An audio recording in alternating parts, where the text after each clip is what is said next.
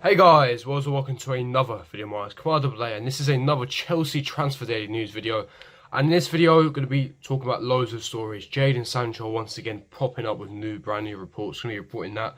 Nathan Ake as well, with rumours about him popping up, and apparently he will be likely that he will be signed in the January transfer window. And also outgoings with Pedro potentially going to Aston Villa.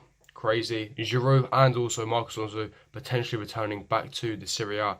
And yeah, going to be reporting, getting into all these reports, publications, giving my thoughts, opinions, going into details as well.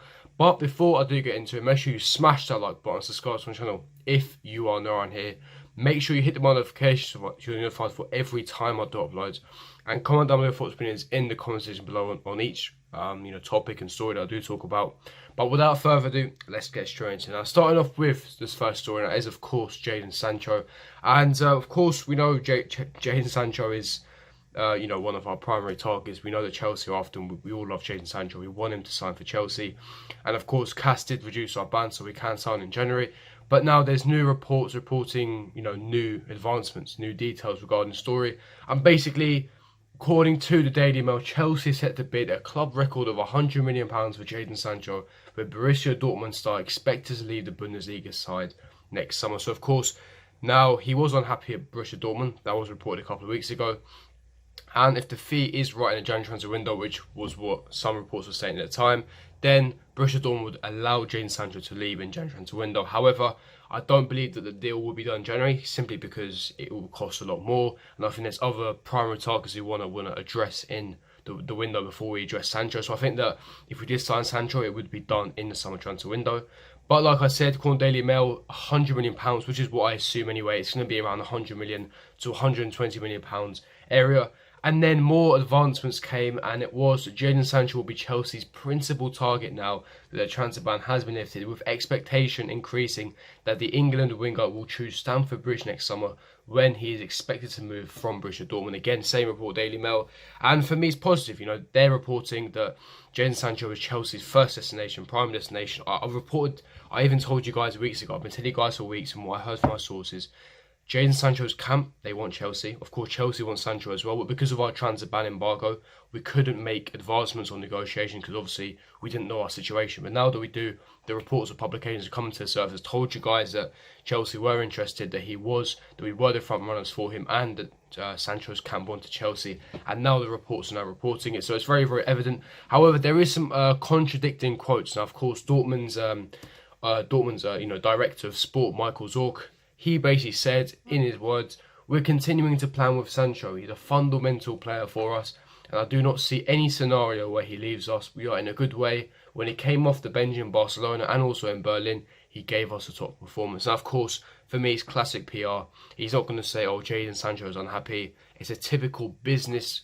tactic, business negotiation style tactic, where they're going to do this on purpose to keep Sancho's value. Dortmund want to milk as much as they can. Any club in football do. They want to try and get the maximum value for Sancho. They want to create a bidding war between Chelsea and Manchester United, who are the two clubs in the running for Sancho. So they're going to want to, say that, "Oh, he's happy, we want to continue plans." But let's be honest, from what I heard as well, from what we're reading and what I heard as well, Sancho is unhappy. He will be leaving, and definitely he won't be here. He won't be at Dortmund come next season as well. He won't be. There's no way. He will definitely move either to Chelsea, United, or a different club. But the matter of fact is, he won't be here. Of course, like I said, it's a business tactic from the director to say, everything's fine, he's happy, we plan for him because he wants to keep his value high. Think of it this way, he wants to keep his monetary value high. Think of it this way. Imagine he came out and quote saying, "Oh, Sancho is unhappy, we're going to look to offload him in the January transfer window or summer transfer window." That would be a stupid thing to say, because immediately you're letting clubs around Europe to say, "Our guy's unhappy, you can now reduce the fee." So if you're saying a man's unhappy, your player's unhappy, immediately his value, his monetary market value is going to drop significantly, and you're not going to get anywhere near as much as you could, especially for a top player like Sancho who's got so much potential.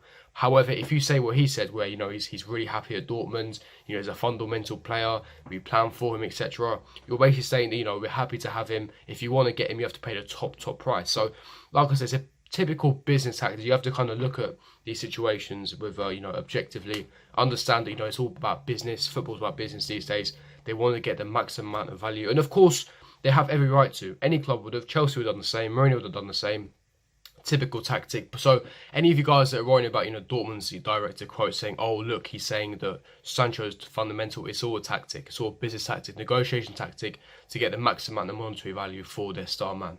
Now of course that is regarding Jadon Sancho, and another player as well that is on Chelsea's radar is Nathan Ake from Bournemouth. Now of course, according to the Telegraph, of course very, very reliable, there's some exclusive news. They say that Chelsea are lining up a £40 million offer for Bournemouth's Nathan Ake, who's 24 years of age, with the Blues keen to trigger their buyback clause in their former defender's contract. Now, Bournemouth, of course, they put around a £70 million price tag on Nathan Ake, and I'm sorry, the guy is nowhere near worth that amount of money, especially with that price. You could easily buy like a Koulibaly, who's been axed at Napoli, and Alessio Romagnoli. With Nathan Ake, of course, we had that buyback clause that we inserted a couple of years ago before he went back to Bournemouth for about £40 million. So, in my opinion, that will be activated in January. Like I said, I have mixed opinions on Nathan Ake. Very reliable source. In my opinion, he's going to be the first player that will be signed in the January transfer window. I've been told Frank Lampard's a massive admirer of Nathan Ake, with Rudiger's problems as well. Frank Lampard will assess Rudiger's situation, his form and fitness. I'm assuming Rudiger will be offloaded next summer or in a January transfer window, and that Nathan Ake will be signed as a replacement. However, from what I was told, is that Nathan Ake is going to be a temporary fix. So Nathan Ake will be signed in January transfer window because Frank Lampard is a massive admirer. We have a buyback clause. He's cheap. He's a very, very good centre-back, left-footed centre-back, which is a different dimension to what we have in the back line. He's been quite good for Bournemouth as well. Man, a match performance against United about a month ago. So in my opinion, for me, it'd be a very, very smart signing, especially for the price. But I was told he's a temporary fix, which is what I love to hear, because I don't think he's going to be our long-term defensive, going to solve our long-term defensive problems. In my opinion, we need a leadership, world-class centre-back to fix our problems. But Nathan Ake is a very, very good centre-back, and it will improve our defence. For me, it's a very, very smart buy. And I was told he's a temporary fix for now. And in the summer transfer window, we're going to go out and splash the cash on a world-class centre-back, either a Koulibaly or Romagnoli or somewhere near that calibre, basically. So for me, I'm all for this. Now, of course, before we do try and sign Nathan Ake, Telegraph are reporting that Frank Lampard wants to assess Antonio Rudiger's situation, of course, which is only fair. His form and fitness, if he's available, if he's good enough, etc. If he fits his playing style, of course. Rudiger has been plagued with injuries recently. Is he injury prone? We're not sure yet. So, yeah, for me, it'd be a smart signing. If it was the only centre-back we signed, I'll be against the move. I don't think he's that world-class centre-back that we need. However, as a smart buy to replace Rudiger, for me, that's fantastic. That's great news. But that's my thoughts, opinions. Leave me your thoughts, opinions in the comment section below. Would you take Nathan Ake as a temporary fix before you sign a world-class centre-back? Or would you just not take Nathan Ake at all and rather just keep Rudiger? Leave me your thoughts, opinions in the comment section below. But finishing it off with the final story, and that is the outgoings. Talking about the incomings, let's talk about the outgoings. Of course, Pedro. Now, recent reports by the Telegraph again have reported that Aston Villa are really interested in signing Pedro. Of course, Pedro is free to talk to any club he wishes in January transfer window because, of course, his contract does expire next summer. So, he's going to be a free agent. He can speak to any clubs he likes. And Aston Villa are keen. Of course, Pedro would like to stay in the Premier League. So, of course, that is an attractive proposition. But the only issue I have with Aston Villa is I doubt they can, are able to afford his wages. I'll be very, very surprised if they could afford his wages. And of course, Pedro, he has been frozen out of the squad, outcast. Of course, Pulisic, Hudson-Odoi, Willian have all been preferred, rightly so. Pedro hasn't been playing too well. And even against West Ham last week, he didn't perform too well. And I think that his time to Chelsea is coming to a rapid end. I think that he definitely will be leaving in the January transfer window. Whether it's Aston Villa or not, I'm not sure. I think that, he always wanted to end his career in Spain, so we'll see about that one.